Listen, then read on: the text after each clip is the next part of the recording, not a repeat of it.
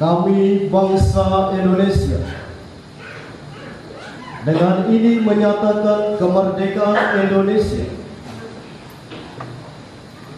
Hal-hal yang mengenai pemindahan kekuasaan dan lain-lain diselenggarakan dengan cara seksama dan dalam tempo yang sesingkat-singkatnya. Jakarta, 17 Agustus 1945. Atas nama bangsa Indonesia, Soekarno-Hatta.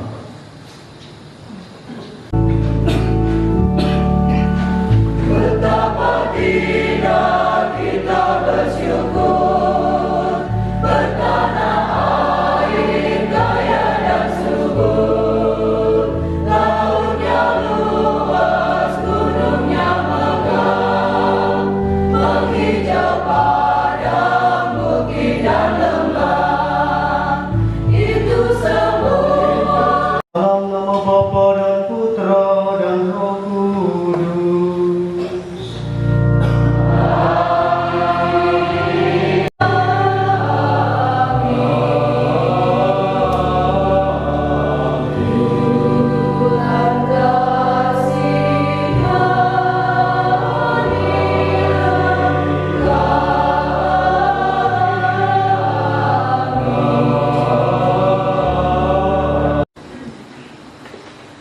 Bacaan dari Kitab Putra Sirat. Pemerintah yang bijak menjamin ketertiban dalam masyarakat. Pemerintah yang arif adalah yang teratur seperti para penguasa. Demikian pula para pegawainya. Seperti pemerintah kota, demikian pula semua penduduknya. Raja yang tidak terdidik membinasakan rakyatnya, tetapi kau dipanggil untuk kemerdekaan. Rakyat satu sama lain dalam cinta kasih.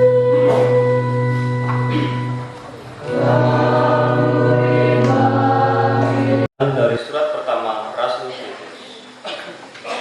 Saudara-saudaraku yang terkasih, demi Allah, tunduklah kepada semua lembaga manusia, baik kepada raja sebagai pemegang kekuasaan tertinggi, maupun kepada wali-wali yang ditetapkannya, untuk menghukum orang-orang yang berbuat jahat dan untuk mengganjar orang-orang yang berbuat baik.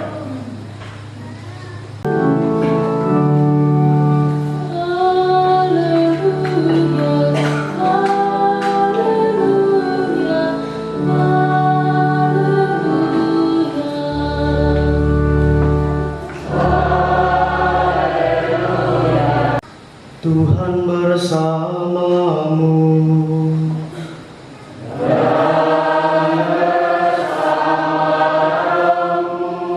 Inilah Injil suci menurut Santo Matius.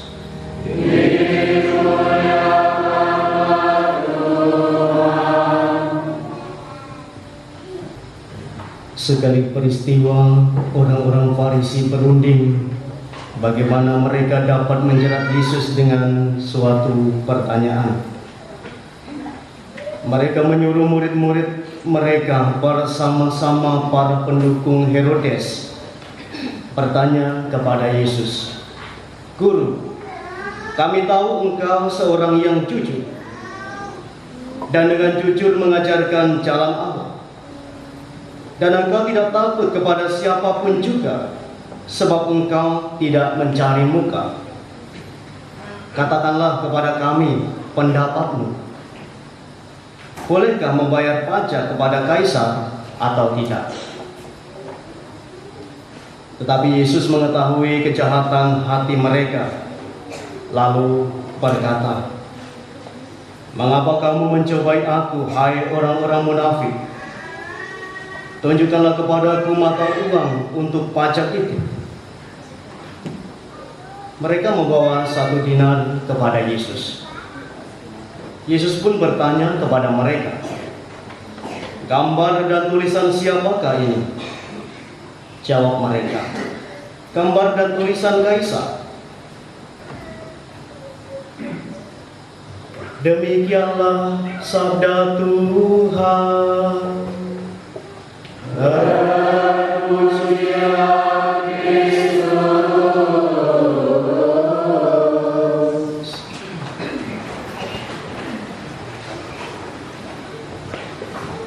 Merdeka!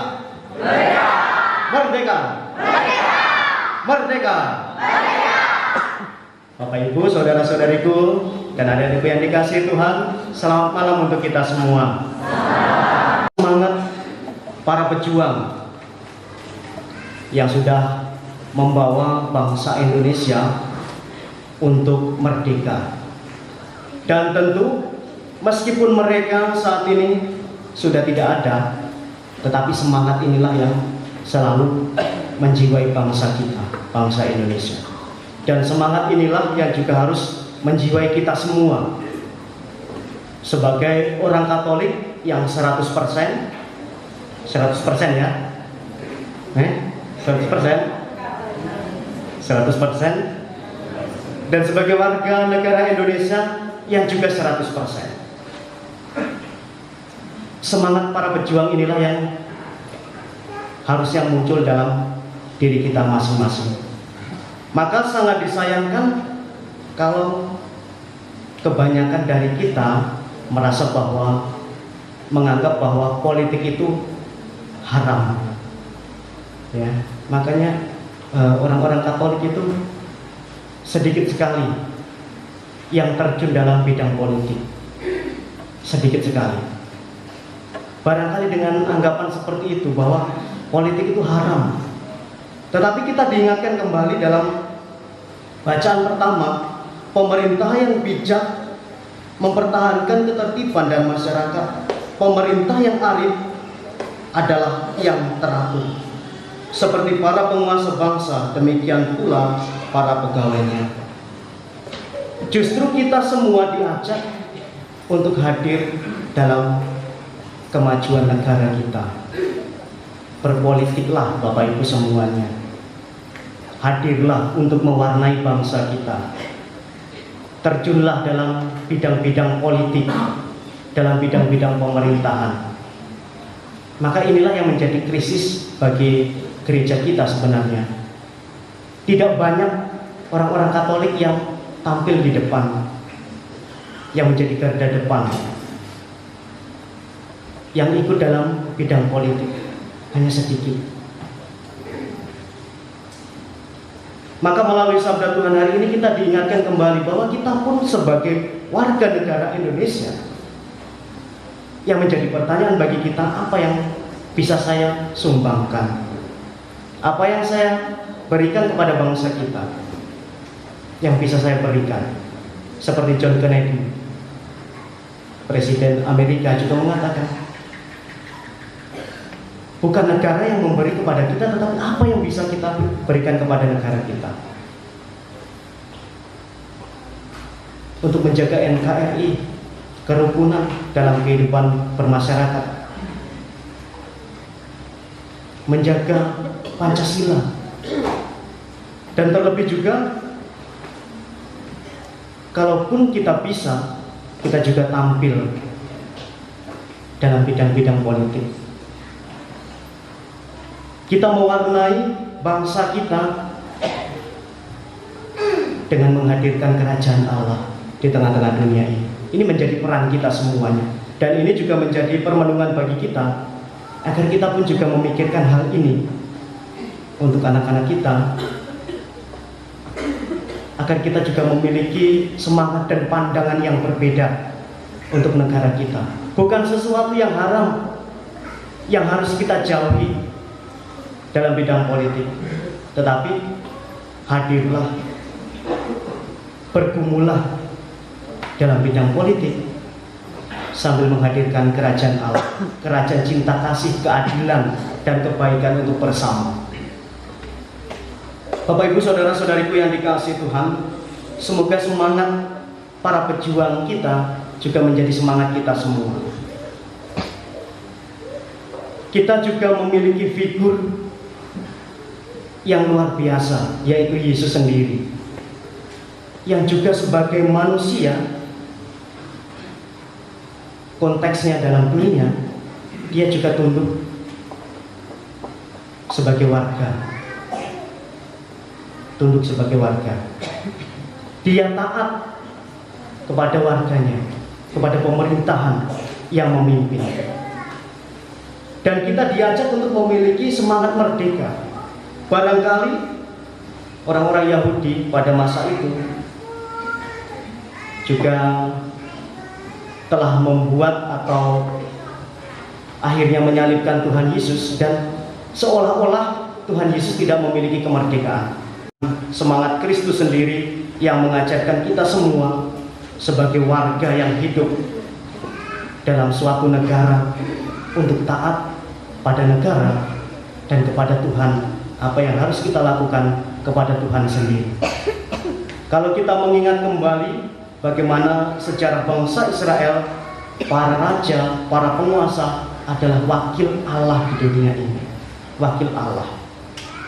Para penguasa kita adalah wakil Allah yang ada di dunia ini. Maka kita diajak untuk taat, untuk menjalankan segala sesuatu yang menjadi kewajiban kita bersama. Dalam bacaan Injil hari ini, kita mendengarkan bagaimana Yesus sendiri menegaskan suatu hal yang bagi orang-orang Yahudi, juga orang-orang Herodian, sangat mencengangkan jawaban Tuhan Yesus. Mereka mau menjebak Tuhan Yesus dengan suatu pertanyaan, yang tentu pertanyaan ini juga sangat sulit untuk dijawab. Kita lihat situasi pada masa itu. Orang Herodian adalah orang yang setia pada Herodes Agung, pendiri wangsa Herodian. Mereka memihak pada kekaisaran Romawi, memihak pada penjajah. Mereka menghendaki kematian Yesus seperti Yohanes Pembaptis. Maka saat melayani di Galilea, Yesus diawasi. Jangan-jangan Yesus memiliki masa dan Yesus akhirnya menggulingkan pemerintahan mereka, pemerintahan Romawi. Sedangkan orang Farisi, mereka sangat membenci penjajahan, sangat membenci penjajahan. Baik bangsa Yunani maupun bangsa Romawi, atau siapapun mereka yang bekerja dengan penjajahan.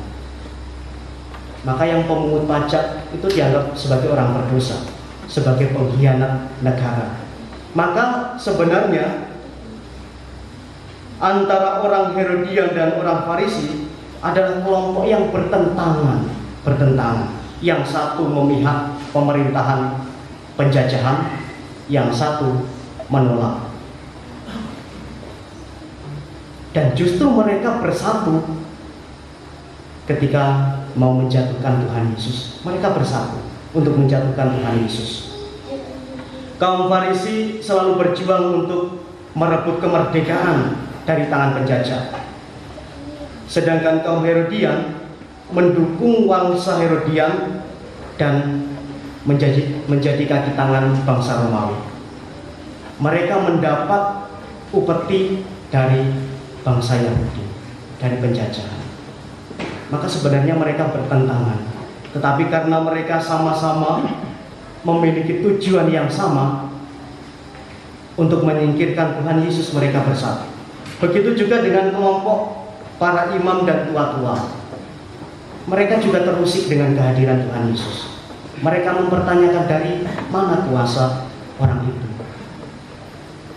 Kok berani-beraninya mengajar kami, para tetua, para sesepuh yang sudah menghidupi dari sejak awal mula Taurat. Tetapi Tuhan Yesus seolah-olah menentang Taurat. Yang menjadi pertanyaan bagi mereka, apa boleh membayar pajak?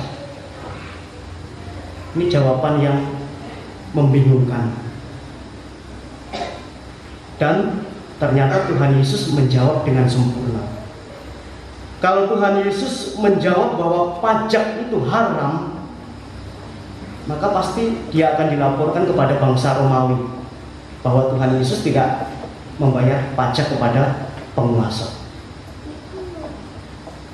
Tetapi kalau Tuhan Yesus mengatakan dihalalkan oleh hukum Taurat, maka Tuhan Yesus pasti akan dianggap melecehkan hukum Taurat, melecehkan orang-orang Yahudi. Maka pertanyaan ini pertanyaan yang butuh jawaban yang sempurna, yang benar-benar bisa memilah yang baik. Maka Tuhan Yesus pun juga akhirnya mengatakan, apa yang menjadi kewajibanmu untuk negara, berikanlah. Apa yang menjadi kewajibanmu untuk Tuhan, berikanlah untuk Tuhan. Maka mereka pun akhirnya tahu apa yang harus diberikan kepada Tuhan, apa yang harus diberikan kepada negara. Bapak Ibu saudara-saudariku yang dikasihi Tuhan, semboyan Sugio Pranoto 100% Katolik, 100% bangsa Indonesia, semoga juga senantiasa menjiwai kita semua. Kita juga belajar dari Tuhan Yesus untuk taat kepada negara. Apa yang menjadi kewajiban kita untuk negara kita? Dan kita juga bertanya diri, apa yang menjadi kewajiban saya untuk Tuhan sendiri? Maka mari kita lakukan. Maka melalui Ekaristi Kudus yang kita rayakan hari ini, perayaan syukur kemerdekaan negara kita ini, kita berdoa bagi para pejuang bangsa kita yang telah gugur, yang telah memperjuangkan kemerdekaan, dan semangatnya juga semoga menjiwai kita semua, menjiwai para pemimpin bangsa kita. Semoga kita juga memiliki pemimpin-pemimpin yang baik, yang arif, yang bijaksana, yang mementingkan kesejahteraan umum, kesejahteraan kita semuanya. Kita doakan mereka semua, kita persembahkan doa-doa kita agar kita pun juga berani ambil bagian dalam tugas pelayanan kita dalam bidang politik, mewarnai kehidupan negara dengan cinta kasih, dengan keadilan, dengan semangat pelayanan, dengan kerendahan hati. Maka mari Bapak Ibu saudara-saudariku yang dikasihi Tuhan, kita menimba rahmat melalui Ekaristi Kudus, agar kita senantiasa dijiwai oleh semangat Kristus sendiri, agar dalam pelayanan kita mampu benar-benar menghadirkan kerajaan Allah tanpa harus melihat siapa yang kita layani dalam kehidupan kita, siapa yang menentang kehidupan kita, tetapi mari kita hadir untuk menghadirkan kerajaan Allah. Kemuliaan kepada Bapa dan Putra dan Roh Kudus, seperti pada permulaan, sekarang, selalu, dan sepanjang segala abad. Bapak Ibu saudara-saudariku yang dikasihi Tuhan, setelah mendengarkan sabda Tuhan dan merenungkannya, mari kita bangkit berdiri, kita berbaring iman kita di hadapan Allah. Aku percaya akan Allah, Bapa yang Maha Kuasa, Pencipta langit dan bumi. Tuhan, jadikanlah kami benar-benar merdeka. Bagi gereja di tanah air kita, ya Bapa, semoga semua saudara kami sebangsa dan setanah air menampakkan wajah Kristus dalam menghayati Injil. Marilah berdoa kepada Tuhan. Tuhan, jadikanlah kami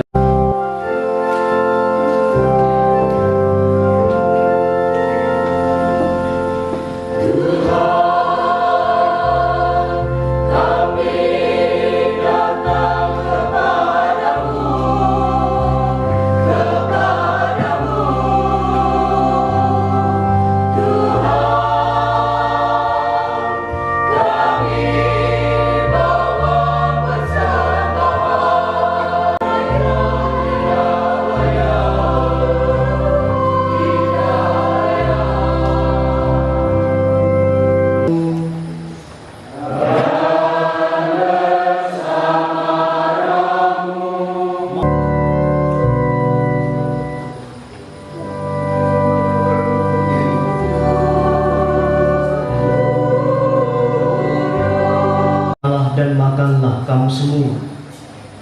inilah tubuhku yang diserahkan bagimu.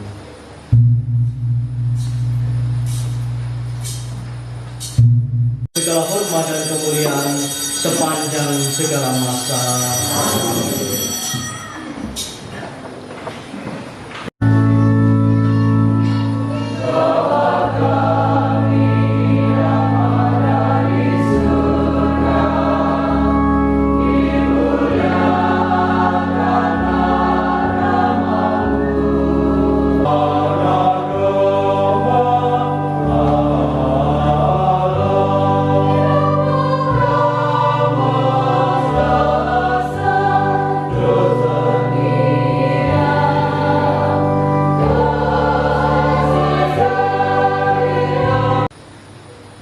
Berbahagialah kita yang diundang kepada jamuan Tuhan.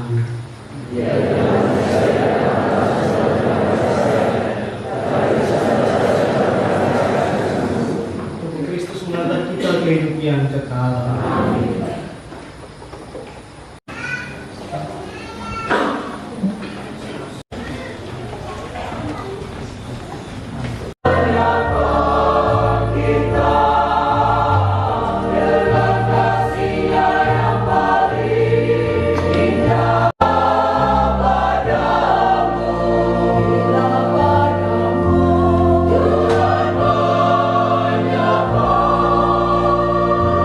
Tanah air surgawi yang kami rindukan, dengan pengantaran Kristus Tuhan kami. Amin. Tuhan bersamamu.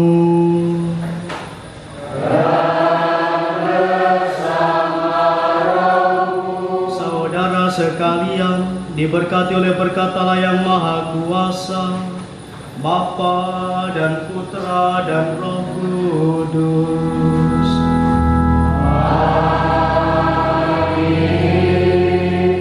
Saudara sekalian, dengan ini Eucharistik kita sudah selesai. Marilah kita pergi, kita diutus.